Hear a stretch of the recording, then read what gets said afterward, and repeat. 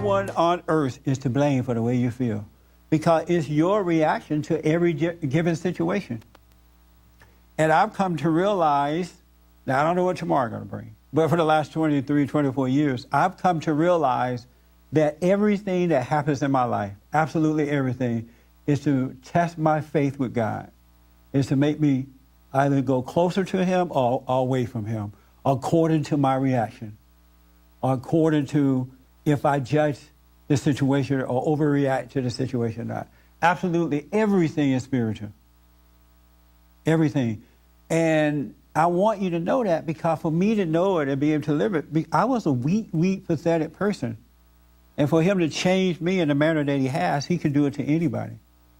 He has given me something that I didn't know existed within myself. I heard about it, but didn't know that it existed until it took over, until it changed my life. And about 23, 24 years ago now, something, I wanted to know the truth. I wanted to know myself. I wanted to get over all of my insecurities, right? And so I sat still. I heard a preacher say, be still and know God. I did. And something happened that changed my world. And it caused me to see life in a different manner. And now I have a willingness to go through what I must go through without putting up a fight against it. And I also have a willingness to forgive my enemies. I just hold nothing against anyone, because they don't know what they're doing either. All of us struggle with that inner struggle, that battle between good and evil. Most people don't know how to handle it, but we all deal with that. So how can you hate your fellow man, you know? But people are spending, and have you ever noticed that when people go to talk about you, they don't say, I did this to this person, and as a result, this person treated me this way, or this happened to me. They just tell you what happened to them. And then they make up a lie about what happened. And they never say why it happened. And then the weak people believe it, because it's so easy to believe lies over the truth. Have you noticed that? Someone come with you with some gossip or something. It's so easy to want to get into that, rather than say, I don't want to hear that.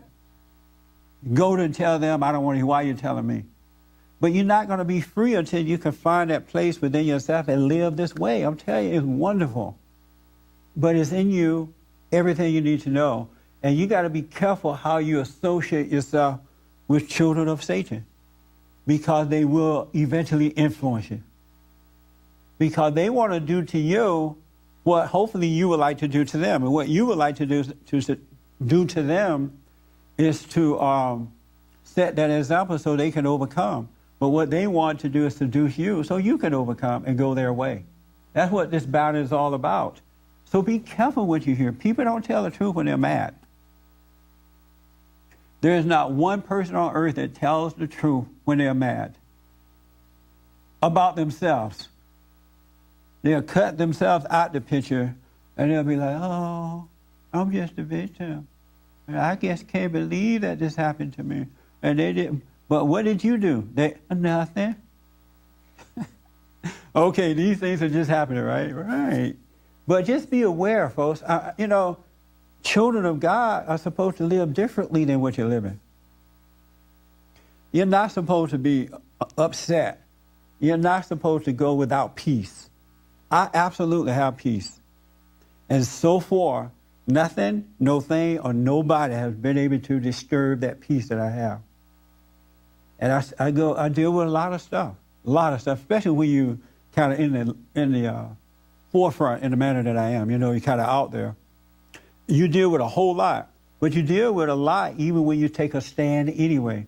James was telling me that he kind of take the cowardly way out. Instead of confronting people face to face, he does it on the computer. That's right? On the chat lines. Is it called chat lines? Or Facebook? Facebook. And so what he noticed, though, even when he confront people on Facebook and they disagree with him, the first thing they want to do, the ones that are closer to him, is to stop being his friend. Is that right? Yeah, that's right. They say, I want to erase you from my friend book or something. Well, some of them have done that, and some of them have been like, I used to like you when you were this way and this way and this way. They used to like you when you were weak and weren't able to speak up and speak your mind. And as soon as you're able to speak your mind, they don't like you? Yeah. Yeah. How you feel when they do that to you? I don't mind. It's kind of exhilarating. That's a good word for it. And why is it? Well, because it's like a little bit of a taste of what I could have if I were normal in doing that in real life. Absolutely. You're 100% correct. I didn't know you were going to say that, but you're absolutely right. When you're able to confront and face people without resenting them, it doesn't matter how they act or what they say, it is liberating.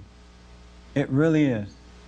And I just want people to know that. But most people won't take a stand because they know that if they do, they're going to lose something. They're going to have to deal with attitude, or they may lose a friend or a family member. But you can't put that person, place, or thing before what is right, because you're never going to be liberated by doing that. You never will feel the freedom and the peace that comes from taking a stand in life. But most people won't do it. They'll pretend that they're doing it. They'll act like they're doing it, but they really are not doing it. And it's so, I want to use the word sad. It's kind of sad because Christ came and we are all free. Put no man over you, put no woman over you, put no money thing or anything over you. And when I'm like a testimony to what happened in my life, hoping that it would encourage you. That's not for you to make me your leader. I want us to work together as one. It's better when we work together than always looking to somebody else to lead you. I want you to come to the meetings with testimonies about how you're changing and what you did and how it affected your life. That's encouraging. I don't want to have to always come and just preach to you. Nobody is over me. You don't have to have someone over you. Christ is your head, as God is the head of Christ. For more information or to purchase a copy of this show, visit us on the web at www.bondinfo.org or call 1-800-411-BOND.